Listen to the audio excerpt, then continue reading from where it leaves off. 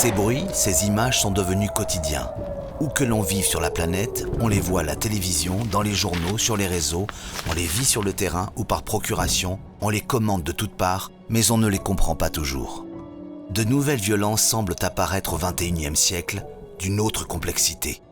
Le monde nous échappe et la paix semble inaccessible. Someday I'll find home. Si ces violences sont nouvelles, leurs graines, elles, sont semées depuis bien longtemps.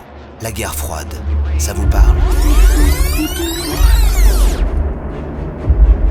Si nous ne voulons pas mourir ensemble par la guerre, nous devons apprendre à vivre ensemble dans la paix. We must learn to live together in peace. Après la création de l'ONU le 26 juin 1945 et l'établissement de 5 grandes puissances à la tête des relations internationales, la guerre froide a vu s'installer un monde bipolaire qui semblait simple. Une superpuissance étatique, les États-Unis, contre une autre, l'URSS. Pourtant, à y regarder de plus près, de nouvelles violences et de nouveaux acteurs des conflits apparaissent déjà. Avec les guerres de décolonisation et les conflits par alliés interposés, les violences identitaires et symboliques font leur entrée, tandis que ces anciennes colonies cumulent les violences sociales, la faim, la soif, le manque d'accès aux soins et à l'éducation. Les voilà, les graines.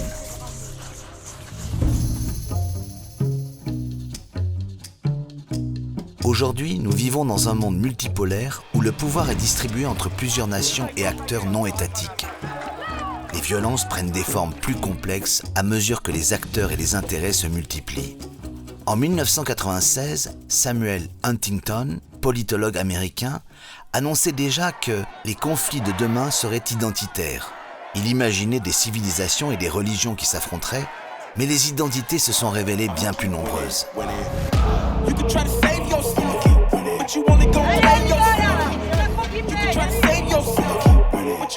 Nationale ou régionale, citadine ou rurale. Un peu étonné qu'on bloque le pays comme ça, c'est pas justifié à mon sens. Identité de genre, l'identité au XXIe siècle est plurielle. Elle est attaquée, défendue et se trouve régulièrement au cœur des conflits. Si cohabiter entre êtres humains représente un défi majeur dans notre société, cohabiter avec la nature devient une question de survie. On connaît la violence des tempêtes, des tsunamis, des séismes sur toute la planète. Mais est-ce qu'on mesure la violence qui se poursuit après ces événements ? En Afrique subsaharienne, la désertification du Sahel et la diminution des ressources en eau engendrent chaque jour des conflits et déplacements de population. Même aux États-Unis, des conflits persistent entre États, entre agriculteurs et citadins pour s'approprier les eaux du Colorado. Les avancées technologiques, toujours plus rapides, entraînent de nouvelles menaces et de nouvelles violences. Cyberattaques, cyberharcèlement, désinformation et propagande en ligne sont devenues des armes puissantes dans ce qu'on appelle les guerres hybrides. S'il faut choisir entre se battre pour notre liberté ou devenir un pays socialiste, je choisis le combat. Des armes très efficaces deviennent de plus en plus abordables. Drones, virus, explosifs miniaturisés parsèment les arsenaux des groupes terroristes, des cartels et des sociétés militaires privées. Pour les grandes puissances, les armes à distance et l'intelligence artificielle permettent de combattre l'ennemi sans jamais le voir, poussant à sa déshumanisation. Dans ce contexte de multiplication des acteurs et des violences, la paix ne peut plus être simplement déclarée. Elle doit se gagner.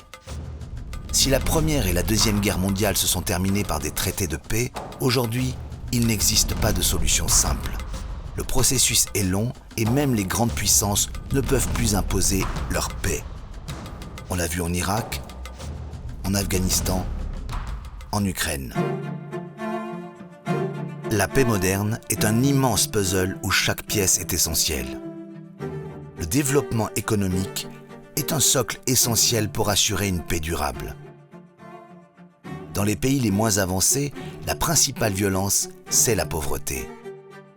Dans 58 pays, la croissance économique est quasi inexistante. Et sans ce développement, les autres pièces n'ont pas de cadre pour s'assembler. La corruption, l'impunité, les sentiments d'injustice et d'inégalité peuvent attiser la méfiance envers l'État. Cette défiance affaiblit son autorité et sa légitimité dans la gestion des violences. Alors, les citoyens peuvent développer des allégeances alternatives, que ce soit à des groupes ethniques, religieux ou régionaux, susceptibles d'entrer en conflit. La lutte pour la transparence et contre la corruption est donc nécessaire afin de restaurer la confiance en l'État et assurer le développement. Nous sommes toujours impliqués dans la scène politique pour intervenir sur le plan de développement des infrastructures, sur le plan même de pillage de l'économie nationale. Aucune paix durable ne s'obtient sans dialogue, mais les conditions pour que plusieurs groupes s'écoutent et s'entendent sont nombreuses. D'abord, il faut que chacun soit disposé à la réconciliation puis au pardon. Cela implique de reconnaître l'existence et les intérêts de l'autre. Il faut ensuite l'encadrer, trouver des interlocuteurs légitimes et s'assurer que les informations sont fiables. Un tel dialogue est difficile à mettre en place, que ce soit sur les réseaux lors de querelles identitaires et politiques ou plus encore lors d'une guerre. Ici, nous sommes 58 Hutus et 51 Tutsis. On ne parle plus d'ethnie entre nous. Moi, toute ma famille a été massacrée, mais il faut voir maintenant l'intérêt commun et revivre comme des frères. Enfin, la paix ne s'obtient que dans le respect des droits humains. Comment emboîter les pièces de ce puzzle? C'est tout l'objet du travail des acteurs de la paix. À chacun de trouver la pièce qu'il pourra insérer.